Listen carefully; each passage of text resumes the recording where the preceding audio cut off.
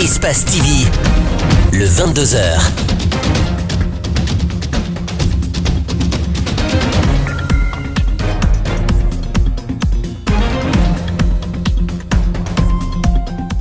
Très heureux, mesdames et messieurs, de vous retrouver en ce début de semaine pour cette nouvelle édition d'information. Bienvenue à toutes et à tous.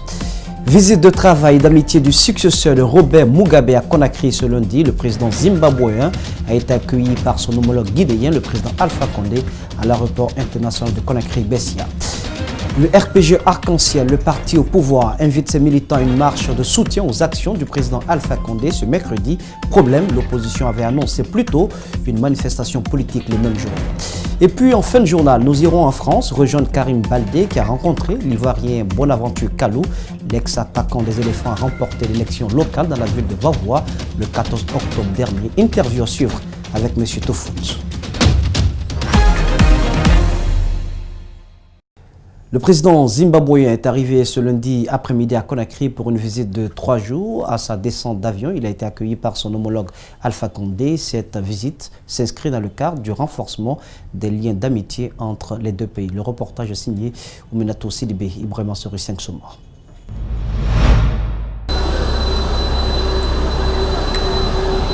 C'est la première visite d'Emerson Mnangagwa à Conakry depuis son élection à la tête de son pays.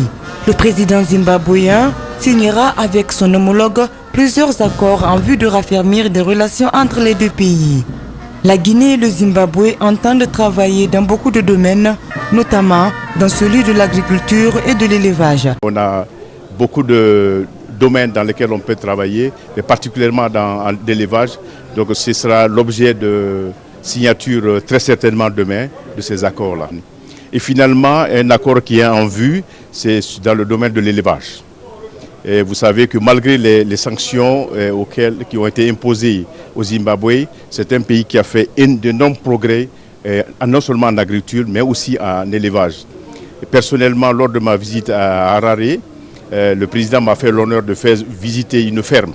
Ensuite, un accord pour l'exemption de visa entre les deux pays sera signé. Cela permettra aux autorités guinéennes de savoir dans quelles conditions vivent les ressortissants guinéens au Zimbabwe. Vous savez que nous avons des ressortissants guinéens en Afrique australe et particulièrement au Zimbabwe.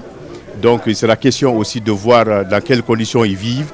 Et avec ce genre d'accord, on pourra toujours suivre l'évolution de nos compatriotes, dans quelles conditions ils sont, etc. Les besoins qu'ils ont, qui seront certainement exprimés aux autorités zimbabwéennes.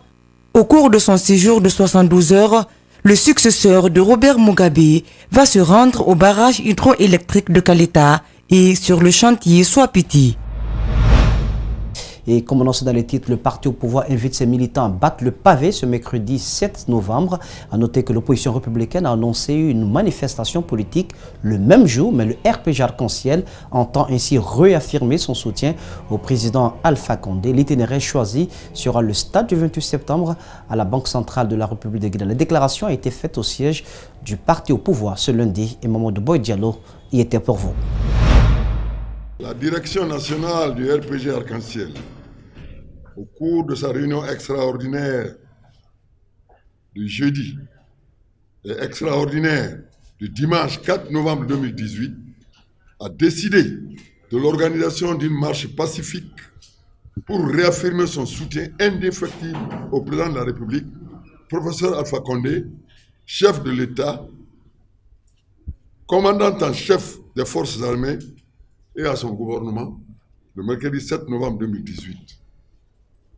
De l'esplanade du 28 septembre, point de rassemblement au rond-point de la Banque centrale.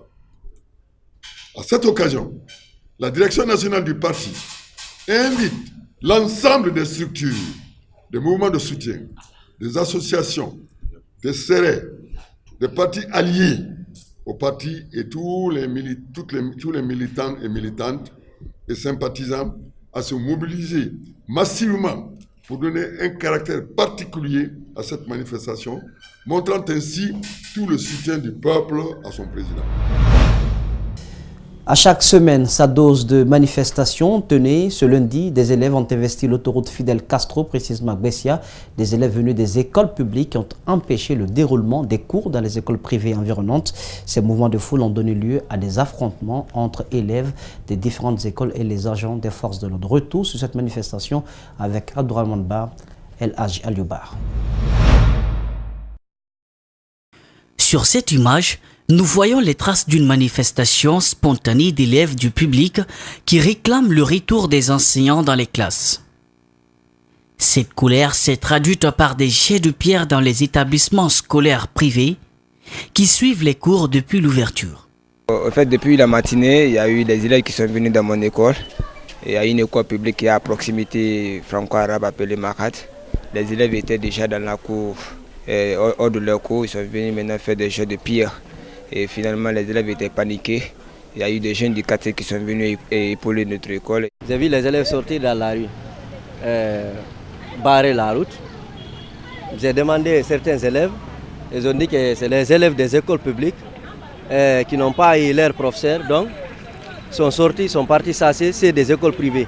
Les forces de l'ordre sont parvenues à calmer la situation, mais un citoyen a payé les frais de cette intervention policière. Les gendarmes ont tiré un gaz lacrymogène, c'est tombé sur quelqu'un qui était de passage.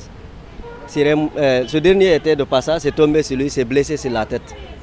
Maintenant les gens se regroupés, ils sont partis le prendre parce qu'il était tombé même, gravement blessé sur la tête. Les enseignants de cet établissement sont en pause forcée. Pourtant, ils ont une motivation de dispenser les cours.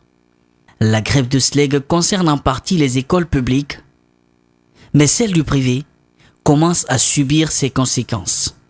Tout le monde sait que pour rentrer dans les écoles privées, là, on paye 3 mois d'avance avant de commencer les cours. On a déjà payé, donc on ne peut pas rester comme ça à la maison sans suivre les cours. S'il devrait attaquer quelqu'un dans ce pays, c'est le gouvernement qui devait attaquer, pas nous. Il devait se plaindre au niveau de la gouvernance et puis au niveau du président de la République. Dans le même sillage, le SNE, entendé Syndicat national de l'éducation, était en assemblée générale la semaine dernière à son siège à Matoto-Kondebougny. L'objectif pour son bureau exécutif est d'expliquer le fonctionnement de la structure aux nouveaux adhérents.